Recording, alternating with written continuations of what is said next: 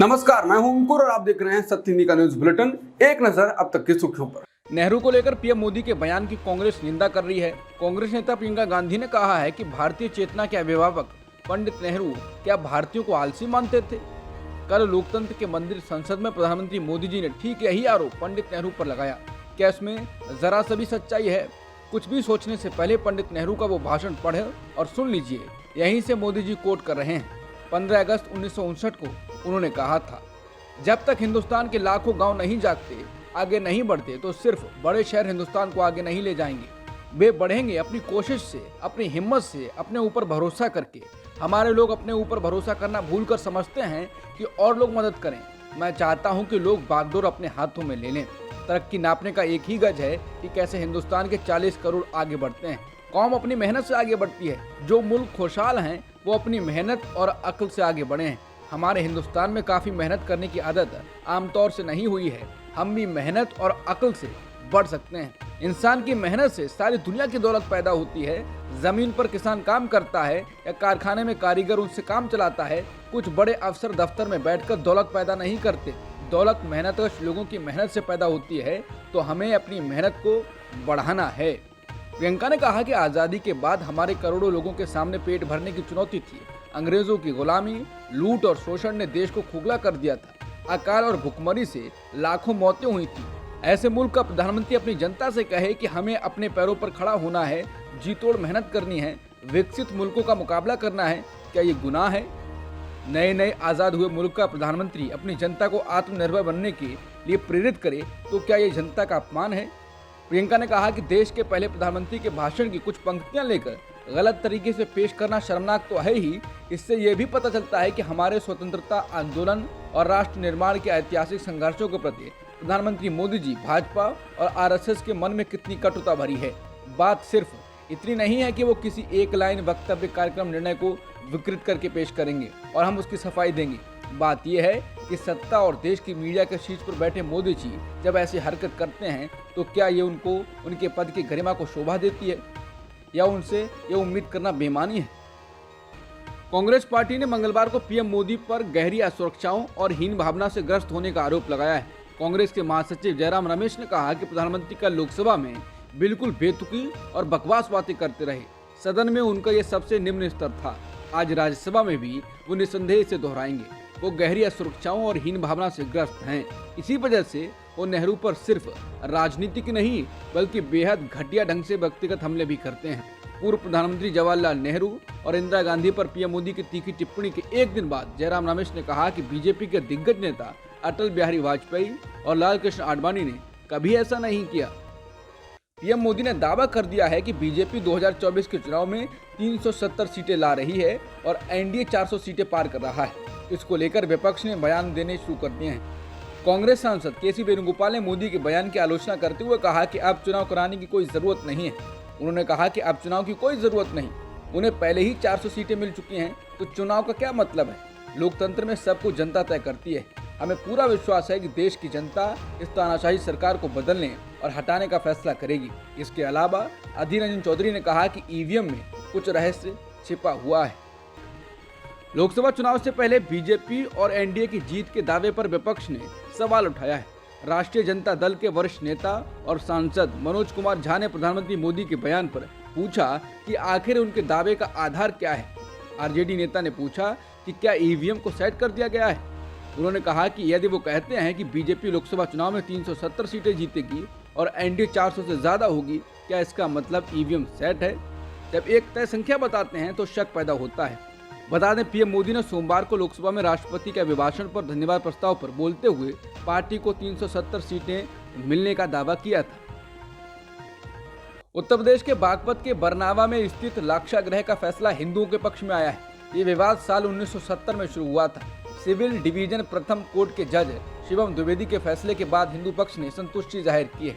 उनका कहना है, ज्ञानवापी के बाद अब यहाँ पर भी हमारी जीत हुई। इस फैसले पर हिंदू एवं मुस्लिम दोनों पक्षों की नजरें टिकी हुई थी। कोर्ट ने अब इस मामले में अपना फैसला सुना दिया। लाक्षागृह टीले को लेकर हिंदू और मुस्लिम पक्ष के बीच पिछले 54 सालों से विवाद चल रहा था।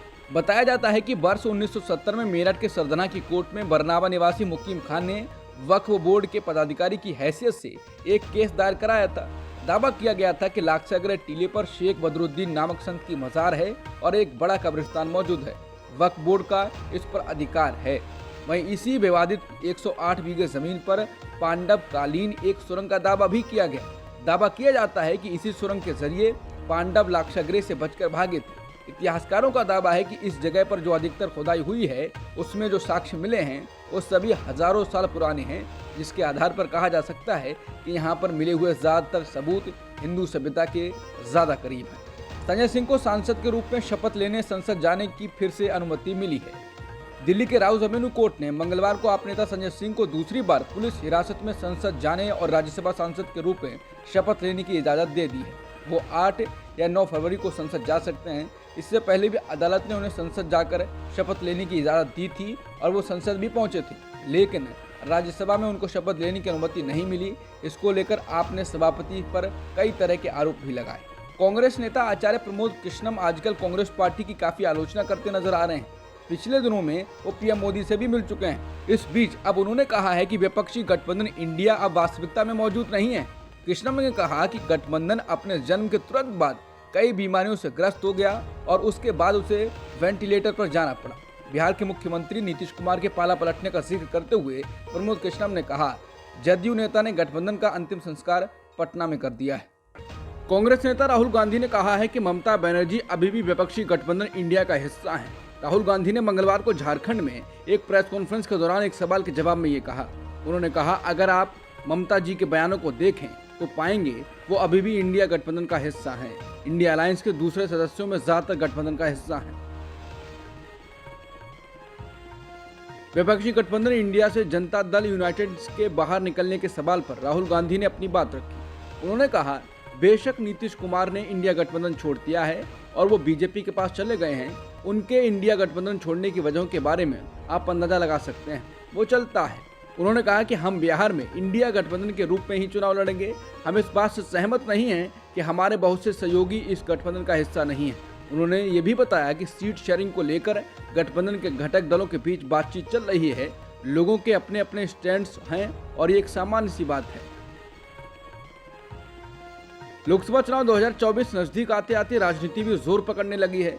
कांग्रेस सांसद राहुल गांधी के नेतृत्व में निकाली जा रही भारत जोड़ो न्याय यात्रा को लेकर बीजेपी लगातार निशाना साध रही है। इस बीच बीजेपी ने एक वीडियो शेयर कर आरोप लगाया कि राहुल गांधी एक कुत्ते को बिस्किट खिला रहे थे और जब उसने नहीं खाया तो राहुल गांधी ने वही बिस्किट अपने कार्यकर्ता को दे दिया। इसको लेकर जब राहुल गांधी से सवाल पूछा गया तो उन्होंने बताया कि मैंने कुत्ते और मालिक को बुलाया था। कुत्ता घबराया हुआ था, कांप रहा था। जब मैंने उसे खिलाने की कोशिश की, कुत्ता डर गया, इसलिए मैंने कुत्ते के मालिक को बिस्किट दिए और कुत्ते ने उसके हाथ से बिस्किट खा लिया। मुझे समझ नहीं आ रहा है कि इसमें क्या समस्या है। जब उनसे बीजेपी के इस आरोप के बारे में पूछा गया कि वो आदमी कांग्रेस कार्यकर्ता था तो उन्होंने कहा, नहीं, वो कांग्रेस कार्यकर्ता कहाँ था। मैं कुत्तों के प्रति बीजेपी के गुस्से को समझ नहीं पा रहा हूँ। कुत्ते ने उनका क्या बिगाड़ा है। कांग्रेस नेता राहुल गांधी ने लोकसभा चुनाव से पहले बड़ा वादा किया है। उन्होंने रांची में कहा कि केंद्र में इंडिया गठबंधन की सरकार बनने पर देश भर में जाति जनगणना कराई जाएगी और आरक्षण पर लगी 50% की लिमिट को खत्म कर दिया जाएगा। इसके साथ ही पूर्व कांग्रेस अध्यक्ष ने कहा कि जब जाति जनगणना की मांग उठी और ओबीसी और दलितों और आदिवासियों को अधिकार देने का समय आया तो प्रधानमंत्री ने कहा कि कोई जाति नहीं है, लेकिन जब वोट लेने का समय आता है तो प्रधानमंत्री कहते हैं कि वो ओबीसी हैं। लोकसभा चुनाव से पहले भारत राष्ट्र समिति यानी बीआरएस को बड़ा झटका लगा है। पेदापल्ली से उसके सांसद वी वेंकटेश नेता मंगलवार को कांग्रेस पार्टी में शामिल हो गए। पार्टी के सूत्रों ने बताया है कि वेंकटेश अखिल भारतीय कांग्रेस समिति के महासचिव केसी वेणुगोपाल, मुख्यमंत्री ए रेवंत रेड्डी और अन्य नेताओं की मौजूदगी में दिल्ली में कांग्रेस में शामिल हो गए। उत्तराखंड में यूसीसी लागू होने के बाद उत्तराखंड में लिव इन रिलेशनशिप में रहने वाले या प्रवेश करने की योजना बनाने वाले व्यक्तियों को जिला प्रशासन की साइट पर खुद को रजिस्ट्रेशन कराना होगा। ऐसा न करने पर जेल भेजा जा सकता है। इस पर लोगों का कहना है कि राज्य सरकार अब उसके बेडरूम के अंदर आ चुकी है। आपको रजिस्टर कराने की जरूरत है। आप किसे प्यार करते हैं, आप कहाँ प्यार करते हैं, आपने कब प्यार करना शुरू किया, कब प्यार खत्म हुआ, ये राज्य द्वारा स्वीकृत मोरल पुलिसिंग है। इसके अलावा साथ में रहने की इच्छा रखने वाले 21 वर्ष से कम उम्र के लोगों के लिए माता पिता की सहमति आवश्यक होगी। ऐसे रिश्तों का अनिवार्य पंजीकरण उन व्यक्तियों पर भी लागू होगा जो उत्तराखंड के निवासी हैं और राज्य के बाहर लिव इन रिलेशनशिप में हैं। रजिस्टर्ड लिव इन रिलेशनशिप को खत्म करने के लिए भी एक फॉर्म भरकर लिखित बयान की आवश्यकता होगी, जिसकी पुलिस जांच भी कर सकती है। यदि रजिस्ट्रार को लगता है कि संबंध समाप्त करने का कारण गलत या संदिग्ध है, तो 21 वर्ष से कम आयु वालों के माता पिता या अभिभावकों को सूचित किया जाएगा। लिव इन रिलेशनशिप की घोषणा को छिपाना या गलत जानकारी देने पर किसी भी व्यक्ति को 3 महीने की जेल, 25,000 रुपए का जुर्माना या दोनों हो सकते हैं। जो कोई भी लिव इन रिलेशनशिप को रजिस्टर कराने में विफल रहता है, उसे अधिकतम 6 महीने की जेल, 25,000 रुपए का जुर्माना या दोनों का सामना करना पड़ सकता है। यहाँ तक कि रजिस्ट्रेशन में 1 महीने से भी कम की देरी पर 3 महीने तक की जेल, 10,000 रुपए का जुर्माना या दोनों हो सकते हैं। उत्तराखंड विधानसभा में मंगलवार को यूनिफॉर्म सिविल कोड बिल पेश किया गया है। इसे लेकर कांग्रेस सदन में प्रदर्शन कर रही है। कांग्रेस नेता और राज्य के पूर्व मुख्यमंत्री हरीश रावत ने कहा है कि केंद्र सरकार उत्तराखंड जैसे संवेदनशील राज्य को टोकनिज्म के लिए इस्तेमाल कर रही है। उन्होंने कहा, सीएम और सरकार इस बिल को पारित कराने के लिए काफी उत्सुक हैं। संसदीय विधि विधान और परंपराओं का पालन नहीं किया जा रहा है। सत्र को बढ़ाया गया है, लेकिन इसमें नियमों के आधार पर कुछ नहीं हो रहा है, बल्कि कहा जा रहा है कि ये ड्राफ्ट पेश होगा, इसे पारित करना है। ड्राफ्ट उपलब्ध नहीं है, ना मीडिया में है, ना हमारे पास है। आप उस पर तत्काल चर्चा चाह रहे हैं। 700-800 पन्नों का ड्राफ्ट है। उन्होंने कहा, केंद्र सरकार से मेरा सवाल है कि आपने उत्तराखंड जैसे छोटे और संवेदनशील राज्य को यूसीसी के लिए क्यों इस्तेमाल किया। ये टोकनिज्म किया जा रहा है। अगर यूसीसी लाना था तो केंद्र सरकार लेकर आती। बता दें, इस ड्राफ्ट में बहुविवाह पर रोक लगाने और सभी धर्मों में शांति की न्यूनतम उम्र समान करने जैसे सुझाव दिए गए हैं। हालांकि जनजातीय समुदायों को इससे बाहर रखा गया है। मंगलवार को ईडी की टीम मुख्यमंत्री अरविंद केजरीवाल के निजी सचिव, आम आदमी पार्टी के सांसद एनडी गुप्ता सहित 10 जगहों पर छापेमारी कर रही है। आम आदमी पार्टी ने कहा है कि बीते 2 साल से उनके नेताओं को तथाकथित शराब घोटाले के नाम पर परेशान किया जा रहा है।